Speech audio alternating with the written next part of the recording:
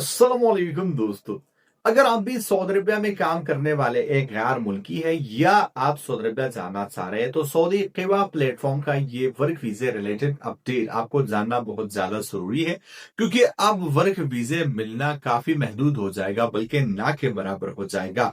तो अगर आप भी सऊदी अरबिया में मुकीम गैर मुल्की है और आप किसी नई सऊदी कंपनी की जानिब से जॉब का इंतजार कर रहे हैं तो ये फैसला आपके लिए काफी ज्यादा इंपॉर्टेंट हो सकता है, क्योंकि अब नई कंपनियों में गैर मुल्कियों की भर्ती महदूद हो जाएगी, बल्कि ना के बराबर हो जाएगी।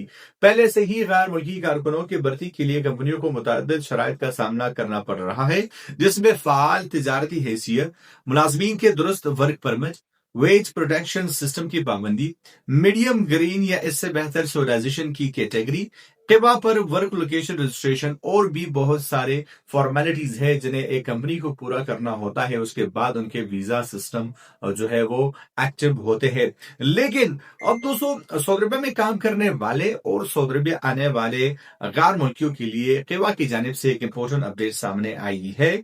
और अब ऐसे में वो कंपनियां जो 2 साल से कम अरसे से कायम है, उन्हें ज्यादा से ज्यादा सिर्फ 5 इंस्टेंट वीजा या फौरी वीजा मिल सकेंगे। जबकि इस हवाले से पहले आपको बहुत ज्यादा वीजा मिलते हैं, लेकिन अब इसको लिमिट करके 5 वीजा रखा गया है। लेकिन वो कंपनियां जो 2 साल से ज्यादा अरसे से कायम है और एक्टिव है, तो उन्हें एक ही हफ्ते में मजमूई तौर पर 50 वर्क वीजे मिलेंगे। दोस्तों, वो कंपनियां जो 2 साल से कम अरसे के लिए कायम हुई है, तो उन्हें उनके वीजा को महदूद किया गया है और इन्हें सिर्फ 5 वीजा अलाउ किया जाएगा। सऊदी अरबिया के इस अपडेट को आप किस तरह देखते हैं? क्या इससे वर्क वीजा इफेक्ट होगा या नहीं? नीचे कमेंट बॉक्स खुला है, जाके आप वहां पे कमेंट कर सकते हैं।